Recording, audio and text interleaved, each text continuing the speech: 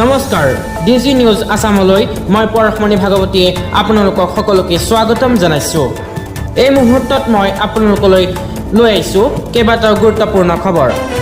নগাঁৱৰ চামগুৰিৰ ব্ৰহ্মচাৰীৰ শিৱ মন্দিৰৰ পৰা চুৰি হোৱা গৰু ৰবিবাৰে দিনৰ 11 মান বজাত খুটাৰ গাঁৱৰ এজন যুৱকৰ ঘৰত উদ্ধাৰ। খুটাৰ গাঁৱৰ যুৱকজনৰ নাম ফজল আলী। ব্ৰহ্মচাৰীৰ শিৱ মন্দিৰত দানত দিয়া গৰুটো খুটাৰ গাঁৱৰ ফজল আলীয়ে চুৰি কৰি আনি গৰুটোৰ কপালৰ ৰঙা ফুট আৰু ৰঙা কাপোৰ আঁতৰাই ক'লা ৰং সানি বিক্ৰীৰ বাবে চেষ্টা চলায়। গোপন সূত্ৰৰ ওপৰত নিৰ্ভৰ কৰি স্থানীয় ৰাইজে উদ্ধাৰ কৰে গৰুটো ফজল আলীৰ ঘৰৰ পৰা। উক্ত চুৰি ঘটনাটো খাটোৱাল আৰক্ষীয়ে তদন্ত আৰম্ভ কৰিছে বুলি জানিব দিয়ে স্থানীয় ৰাইজে। ৰাইজৰ উগ্ৰৰূপ আৰু আৰক্ষীৰ উপস্থিতি লক্ষ্য কৰি ধৃত চোৰ ফজল আলী পলাই পত্ৰং দিয়ে নিজ বাসগৃহৰ পৰা।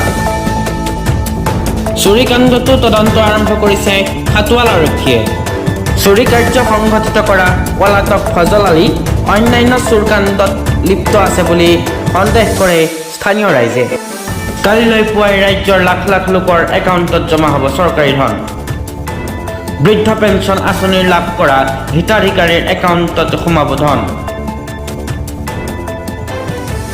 দিব্যাংগ আঁচনিৰ ধন লাভ কৰা হিতাধিকাৰীসকলেও লাভ কৰিব ধন। অৰুণোদয় আঁচনিৰ লাখ লাখ মহিলাৰ একাউণ্টত সোমাব 1250 টকাকৈ চৰকাৰী ধন। বিধৱা পেঞ্চন লাভ কৰা হিতাধিকাৰীসকলেও লাভ কৰিব চৰকাৰী ধন।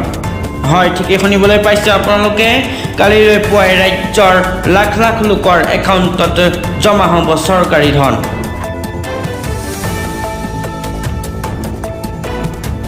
ICC চেম্পিয়ন্স ট্ৰফিত টিম ইণ্ডিয়াৰ জয়। ইফালে বিজয়ৰ লাভ নিউজিলেণ্ডক পৰাস্ত কৰি জয় হ'ল ভাৰত। নিউজিলেণ্ডক ধূলিসাৎ কৰি 12 বছৰৰ অন্তত পুনৰ চেম্পিয়ন্স ট্ৰফিৰ খিতাপ দখল কৰিলে ভাৰতে। নিৰ্ভৰযোগ্য শুদ্ধ তথ্য পাবৰ বাবে চাই থাকক ডিজি নিউজ আসাম।